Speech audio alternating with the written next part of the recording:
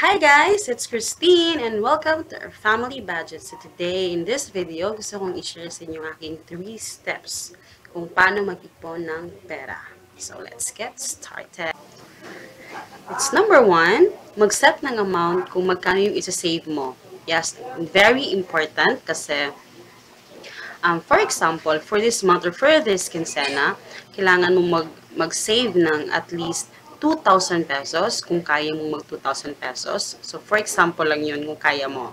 So, 2,000 pesos every month, yun yung kaya mong i-save. So, kailangan mong i-save yun. So, and for the next month, for the next salary, kailangan mo namang maghulog ng 2,000 pesos. Bakit ganon?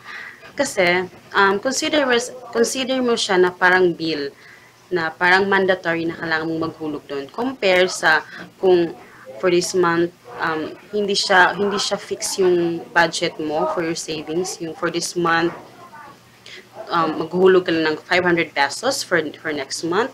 Maghuhulog ka lang ng 400 pesos. So, hindi siya effective kasi kung ano lang yung gusto mong ihulog, yun lang yung ihulog mo compare sa meron ka ng fixed na budget. So mas effective siya at saka meron siyang parang mas madaling lalaki yung pera mo o lalago yung savings mo.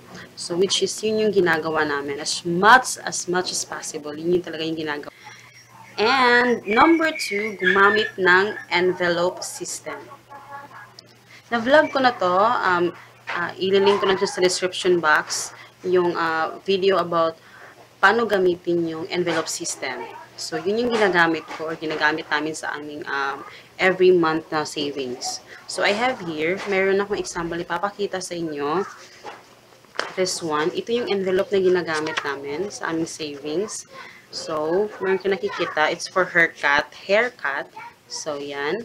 So, ililink ko lang siya sa description box, okay? So, yun yung ginagamit namin at very effective yun. Nagagamitin yung envelope system. Kasi, mas mababudget mo yung mas alam mo kung saan yung perang ilalagay, kung ano yung gagamitin mong pera for this month or ano dyan. Basta, yun. So, gumamit ng envelope system, okay? So, and number 3, gawing habit at maging consistent. Okay? So, yun yung number 3. So, ibig sabihin, hindi pwedeng for this month, naghulog ka ng 2,000 pesos. For the next month, meron ka namang dahilan na hindi ka maghuhulog kasi meron kang bibilhin na ganyan gadget, ganon. So, hindi pwedeng ganon. Dapat consistent siya every month.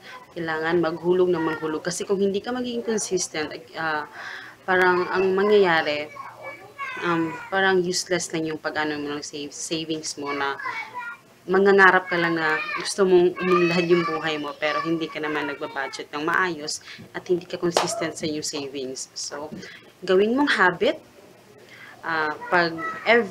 parang ano lang, pag nakahulog ka ng 6 months at least, parang magiging habit mo na siya, parang nakaka-addict na siyang mag-savings, lalo pa nakikita mo yung pera mo sa bangko or sa yung passbook na gano'n, yung perang malaki na palaki. So, yan. That is my 3 steps kung paano mag-ipon ng pera. Okay?